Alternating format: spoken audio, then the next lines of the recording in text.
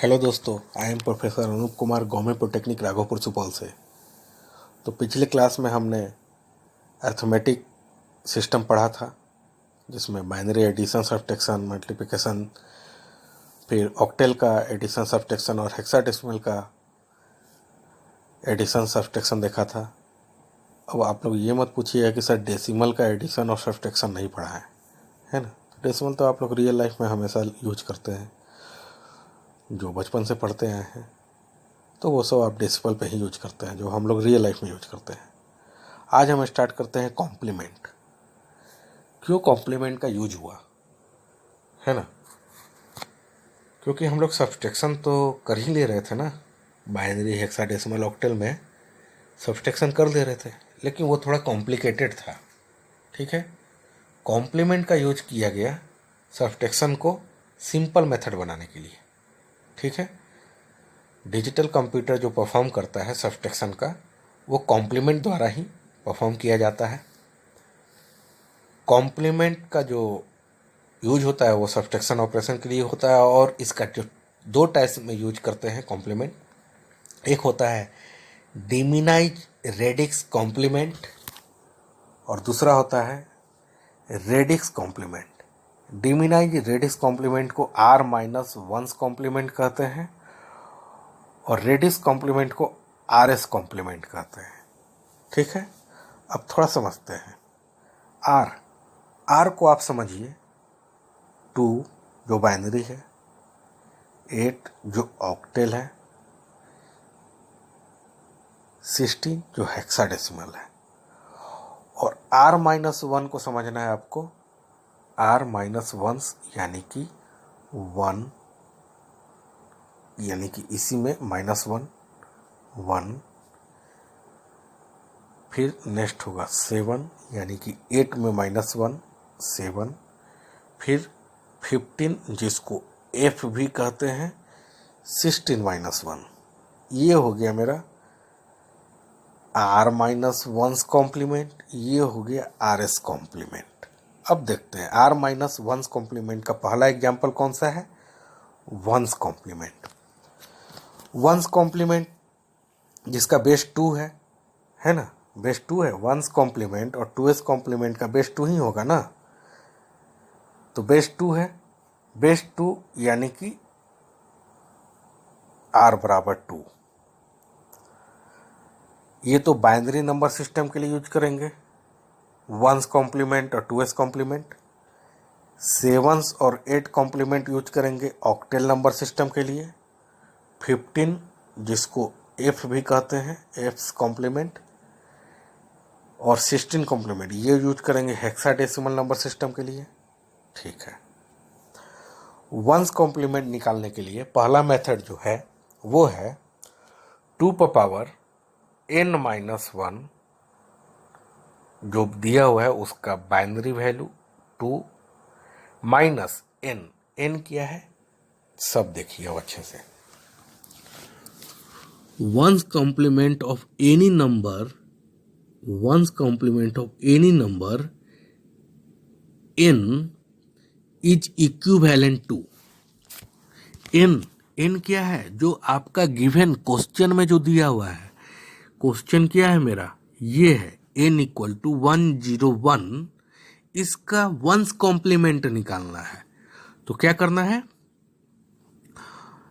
इसका 1's complement निकालने के लिए इस फॉर्मूले को फॉलो करना है। ये 2 पर पावर n जो है, स्मॉल n क्या है, number of binary digit, number of binary bits. Number of binary bits कितना है, 3 है ना, 101 यानी कि 3 बाइनरी बिट्स है। ठीक है, इस फॉर्मूले पर रख दीजिए।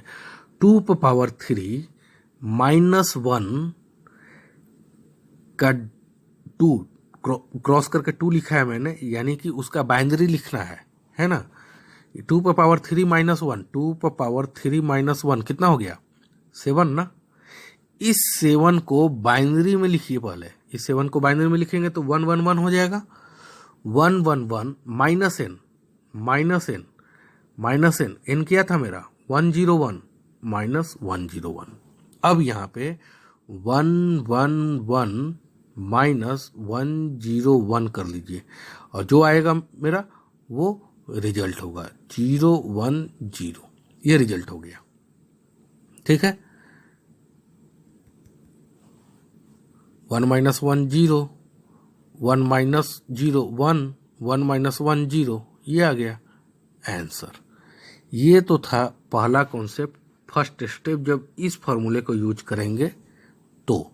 नहीं समझ में आया, फिर से बैक देके देखिए इसको।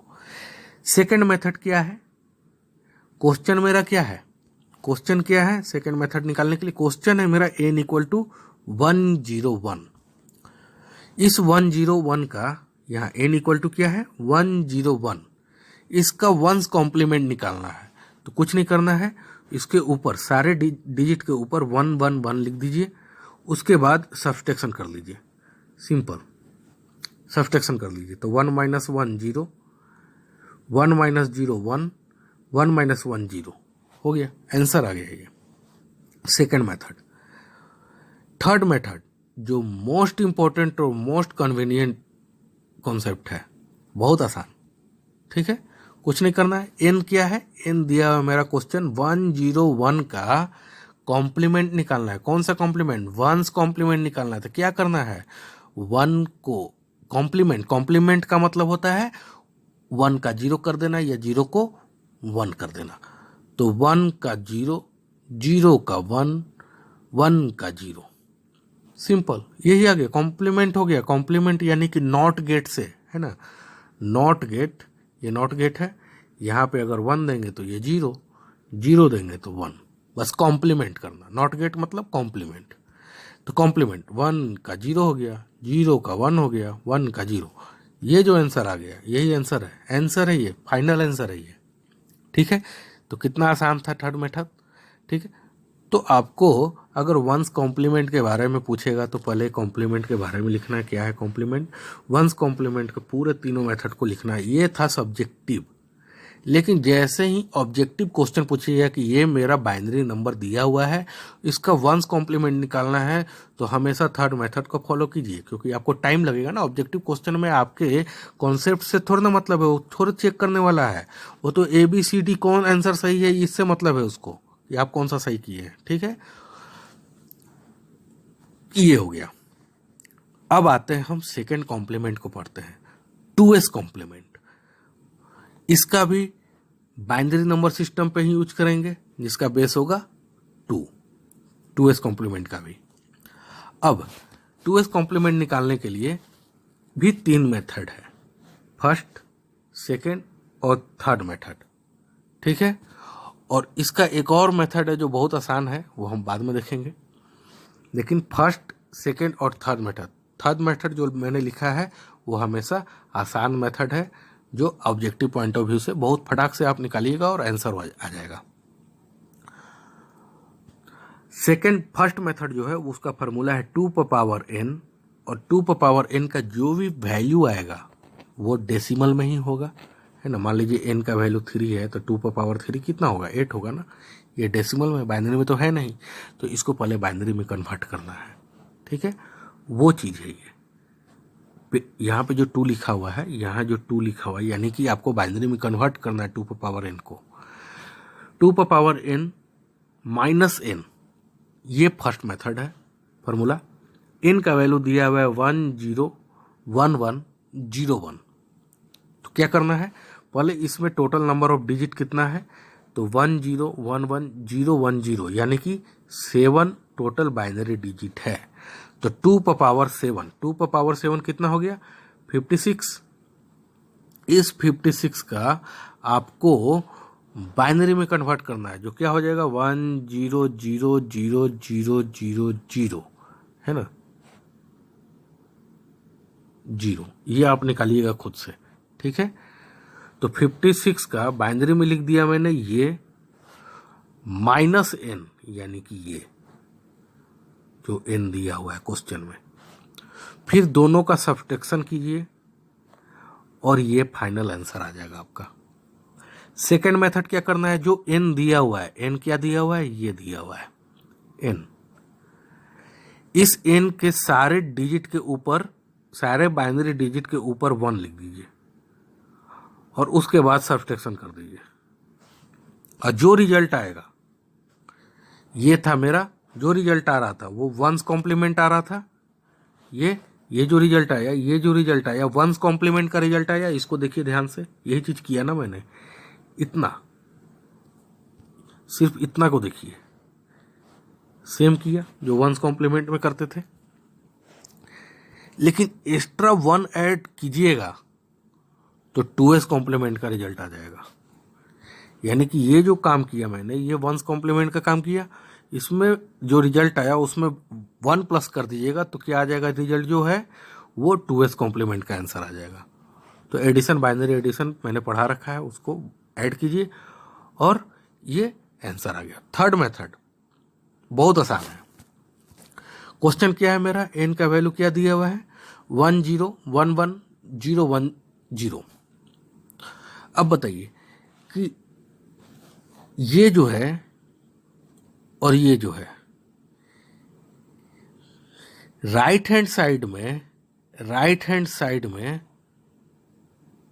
जो भी वैल्यू होगा राइट हैंड साइड में, पहले मेरे बात को सुनिएगा कि राइट हैंड साइड में अगर 1 है, राइट हैंड साइड में अगर 1 है, यहां पे जैसे ये है, ये 1 है, 1 है, तो 1 तो एज इट इज हो जाएगा, 1 तो एज इट इज हो जाएगा। उसके अलावा जितना भी डिजिट है उसका कॉम्प्लीमेंट लेना है, यानी कि 1 का 0, 1 का 0, 0 का 1, 1 का 0, 0 का 1, 1 का 0 और 1 का 0। ये मेरा आ गया आंसर। और जो पॉइंट है, जहाँ पे पॉइंट है वहाँ पे पॉइंट दे दीजिए। समझे कि नहीं? अगर लास्ट वाले डिजिट में राइट हैंड साइड में अगर 1 है तो 1 को एज इट इज लिखिए और बाकी सारे को कॉम्प्लीमेंट कर दीजिए, यानी कि 0 का 1 और 1 का 0 कर दीजिए, बाकी सारे का कॉम्प्लीमेंट कर देना आपको। फर्स्ट है ना, थर्ड मेथड का पहला कॉन्सेप्ट ये कि अगर लास्ट में 1 है तो 1 एज इट इज रहेगा, उसके बाद सारा का कॉम्प्लीमेंट ले लीजिए। अगर लास्ट में 0 है और 0 से पहले 1 है, 0 है और 0 से पहले 1 है, उसके बाद कुछ भी है, तो ये जो 1 0 है ये एज इट इज होगा, उसके बाद सारे का कॉम्प्लीमेंट कर देना है, यानी कि 0 है तो 1, 1 है तो 0, जो मैंने यहां पे है 1 0 को एज इट इज और सारे का कॉम्प्लीमेंट। ठीक है।